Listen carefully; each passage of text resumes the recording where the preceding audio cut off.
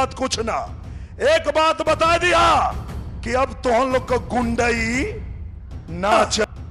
जब हम फिल्मिया में गुंडा लोग के छोड़बे न करीला तो घरवा छोड़बो।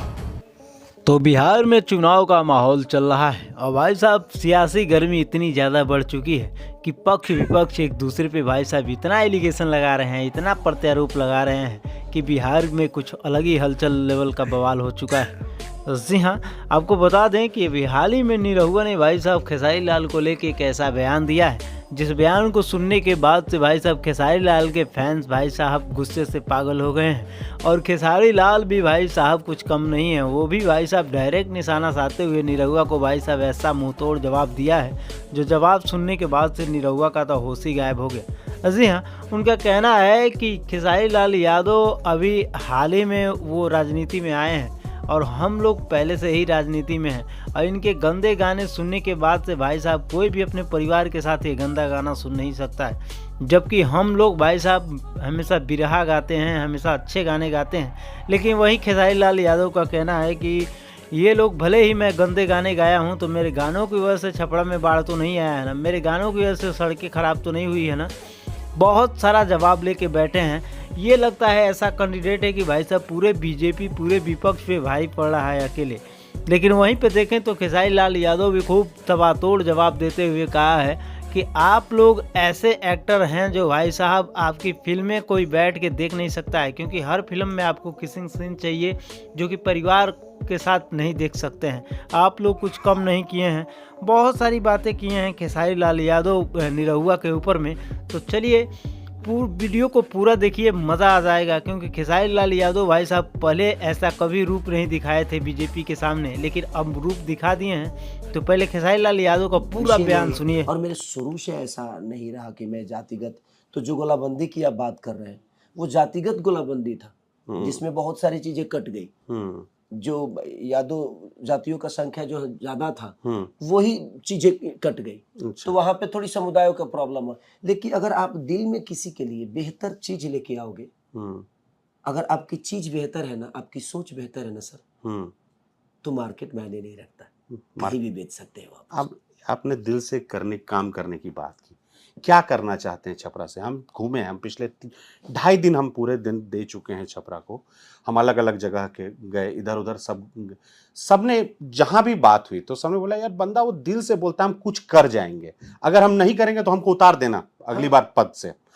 पर क्या करेंगे, मतलब हम देखें, क्योंकि छपरा में बहुत अच्छी स्थिति नहीं है, शहर की भी बात छपरा की नहीं है। हाँ, पूरी बिहार की स्थिति खराब है। हाँ, छपरा हमारा खराब तो ही है, मैं छपरा से लड़ रहा हूँ इसीलिए छपरा की बात कर रहा हूँ। लेकिन देखा जाए तो मुझे लगता है कि पूरी बिहार की स्थिति, किसी शहर की स्थिति ठीक नहीं है, किसी गांव की स्थिति ठीक नहीं है। क्योंकि हम लोगों ने सर 15 साल जो बच्चा हुआ ना, 15 साल पहले के बच्चों को हम मन में जंगल राज डाल दिए। सोचिए कि हमारी राजनीति कितनी हद तक गिर गई कि आज 15 साल का बच्चा भी इस बात को जान गया कि हमारे पूर्वजों ने क्या किया था। ये मतलब नहीं है। आप एनडीए की सरकार के, मैं किसी पर्टिकुलर इंसान का विरोध कभी नहीं करता, क्योंकि सब लोग मेरे गार्जियन हैं और मैं राजनीतिक हूं नहीं, तो मेरे लिए छपरा में करने के लिए बहुत कुछ है, क्योंकि छपरा में कुछ हुआ ही नहीं है। तो उसके लिए बहुत कुछ करना है मुझे। नाले की जो प्रॉब्लम है सर, अब पता नहीं, अब करोड़ों लोगों का बर्बाद हुआ है, करोड़ों व्यापारी परेशान हुए उससे। और जो स्कूल की परिस्थितियां हैं, कॉलेज की परिस्थितियां, यूनिवर्सिटी देखिए 6 साल में पास आउट होते हैं बच्चे, 3 साल उनके जीवन से कम बर्बाद होता है। तो सोचिए कि 3 साल में शायद वो अपने जिंदगी के लिए बेहतर सोच सकते थे, वो बेहतर कर सकते थे, लेकिन वो हुआ नहीं। बेहतर अस्पताल नहीं है।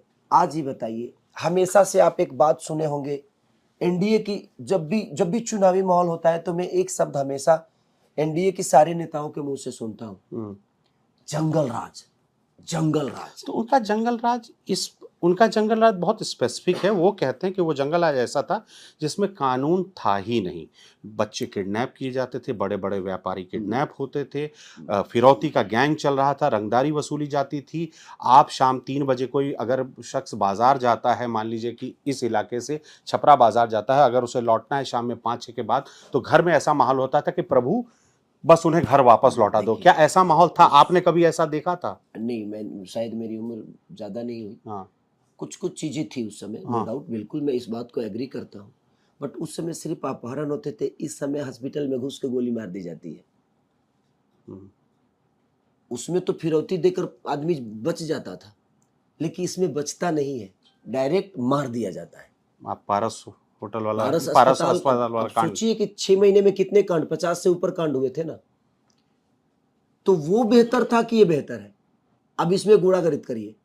सबसे बड़ी चीज एक बात बताएं, आप किसी भी एनडीए के नेता से इस बात को जरूर पूछिएगा कि ठीक है वो जंगल राज था, हम्म, लेकिन 15 साल से सरकार, 20 साल से सरकार तो एनडीए की है यहाँ पे। हम्म, हम्म, तो आप अपना उपलब्धि बताओ ना दुनिया को कि इस 20 साल में आपने कौन सा उपलब्धि दुनिया को दे दी, इस बिहार को दे दिया। हम्म, जिस अवस्था में आपको मिला था आपने बेहतर किया, ठीक है प्रशासन बेहतर किया आपने, नो डाउट, बिजली की, हम्म, बट जीने के लिए, बिजली का बिल भरने के लिए रोजगार तो चाहिए ना। रोड पे चलने के लिए, गाड़ी चलती है तो उसके तेल के पैसे चाहिए ना। हम्म, तो दुनिया में एक बार एनडीए के हर नेता से जरूर सवाल करिए कि भाई 20 साल तो आपके हाथ में था, तो आप हर चुनाव में जंगल राज की बात क्यों करते हो? आप अपना काम कब दुनिया को दिखाओगे? आप अपना काम दुनिया को कब बताओगे कि आपके राज में आपने बिहार को कितना रोजगार दिया और कितनी पलायन रोकी, कितने बेहतर अस्पताल बनाए, कितने बेहतर यूनिवर्सिटी बनाए, कितने बेहतर कॉलेज बनाए, कितने बेहतर रोड बनाए, कितने बेहतर शहर को डेवलप किया, कितने बेहतर बच्चों का भविष्य तय किया। ये सवाल आप जरूर पूछिए कि आप हमेशा हर चुनाव में एक बार होता है, 2 बार होता है, भाई अब तो राज आपका है, अब तो सब बदल जाना चाहिए, लेकिन आपके राज में भी बदला क्या है वो तो बता दो। हर आदमी सिर्फ मजहब की बात कर रहा है, धर्म की बात कर रहा है, मंदिर मस्जिद की बात कर रहा है। भैया मैं धर्म विरोधी नहीं हूँ, मैं धर्म के पक्ष में हूँ, बट मेरे कहने का मतलब कि हमारे लिए मंदिर जरूरी है तो हमारे लिए स्कूल भी जरूरी है, हमारे लिए कॉलेज भी जरूरी है, हमारे लिए अस्पताल भी जरूरी है, हमारे लिए रोजगार भी जरूरी है। तो भाई सिर्फ मंदिरें बनाओगे आप, रोजगार कब दोगे हमें? प्रसाद खरीदने के लिए पैसे चाहिए ना हमें। अपने बच्चों के मन में उनको आस्था जगाने के लिए भाई हम जिंदा रहेंगे तब ना आस्था जगा पाएंगे। हम ऐसे ही मर रहे हैं और आप बेमतलब के बोलते हो कि हिंदुत्व लाएंगे, हिंदुत्व। भाई हिंदुत्व को बचेगा तब ना। रवि भैया का बयान नहीं देखते हैं, उटपटांग बोलते रहते हैं, बड़े भाई है उनके बारे में नहीं बोलना चाहिए। आपको वो जिंदगी नहीं देंगे। रावण स्वर्ग में सीढ़ी लगा रहा था, नहीं लगा, उन्होंने गोरखपुर में स्वर्ग में सीढ़ी लगा दी। आप वहां जलिएगा, डायरेक्ट स्वर्ग में जाइएगा, जीते जी। उम्मीद करता हूं कि आपने खेसारी लाल